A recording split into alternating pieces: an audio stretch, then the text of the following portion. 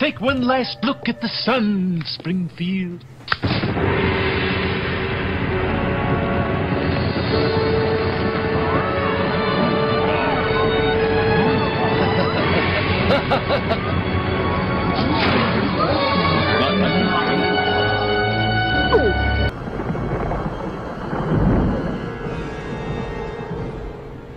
Welcome to the desert of the real. We have only bits and pieces of information, but what we know for certain is that at some point in the early 21st century, all of mankind was united in celebration. We marveled at our own magnificence as we gave birth to AI. AI? You mean artificial intelligence? A singular consciousness that spawned an entire race of machines. We don't know who struck first, us or them, but we know that it was us that scorched the sky. Hotel Bravo, this is Papa 1. Operation Dark Storm initiated.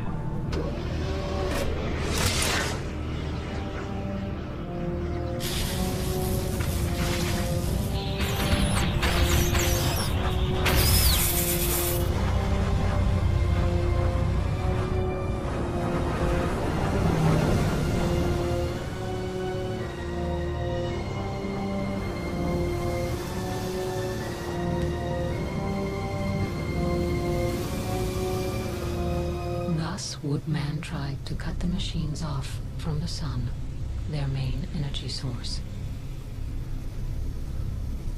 May there be mercy on man and machine for their sins. Good day everybody, this is Lone Eagle 112358. Thank you for joining me today. I appreciate it so very much. I really do. Are they blocking out our sun and replacing it with a hologram? A holographic sun. I'm a huge fan of Richie from Boston. He covers chemtrails and holograms. Two of my favorite subjects. In one of his videos, oh, I went over it, my bad. Let's go back to it. In this video here, it's called Holographic Planes. We have the patents. He has some links in the description to patents on holographic technology from the 70s, actually 1970. So they've had close to 50 years, probably a little bit over, to tinker with holograms. And one particular patent that Richie here was pointing out was one of a patent for the sun. They have a hologram sun, or a sun simulator. Now, it makes me think, whatever it is they're spraying in the sky, it's like, what really is that stuff? What is that stuff really? And a lot of it is aluminum, boron. These are metals. So in that Simpsons episode, you see Mr. Burns raise up a piece of metal. Well, that metal in the sky is no different. It's just in a different form. It's like water, snow, ice, water. It's just in a different form. So maybe the Simpsons are showing us, like, there's metal in the sky blocking out the sun, literally. And when the sun is blocked, we project a holographic sun. And that makes a lot of sense. Watch these videos from Richie from Boston. Look at the intro I showed you, The Matrix and The Simpsons. And go outside and look up in the sky, So, there's another video I managed to get. And this was yesterday, and I was in the parking lot at Wendy's eating my post-workout meal, the baked potato. And I'm looking up and I see this. I'm like, wow. Again, this is what triggered this video.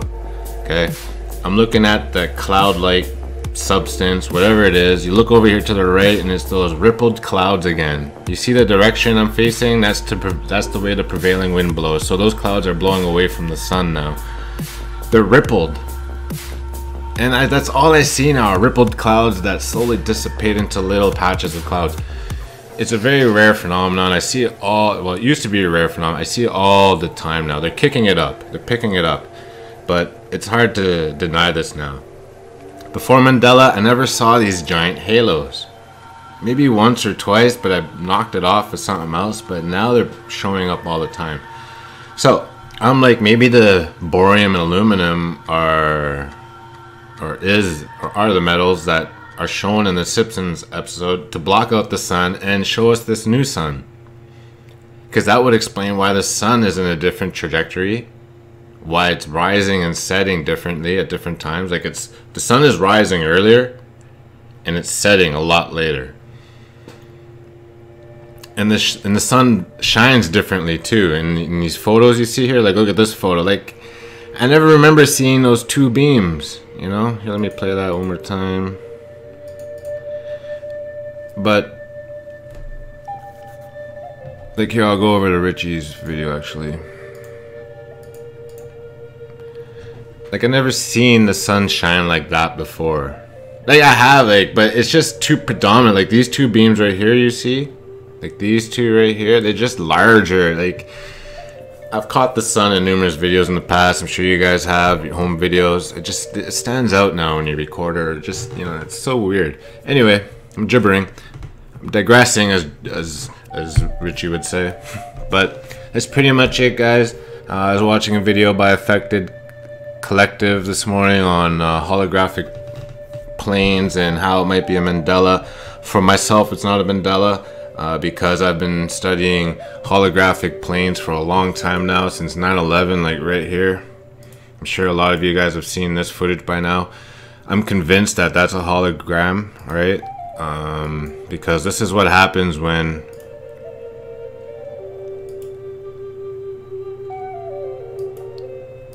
a plane meets an object at high speeds. That plane is, a lot of it I think is aluminum and very soft metals. Because you need soft metal to go fast. The lighter the object, the faster it's going to go, blah blah blah. That's just a small part of it. But anyways, I'm not going to get into this topic. That's for another video. But, you know, they're playing with us. They got all kinds of stuff in the sky. Oh, here's, look at these holograms. Look at the propellers. They don't move. Here, I'll back up a bit. Watch this. This is in both these videos. Affected Collective and Richie from Boston. They're using the same videos. Okay.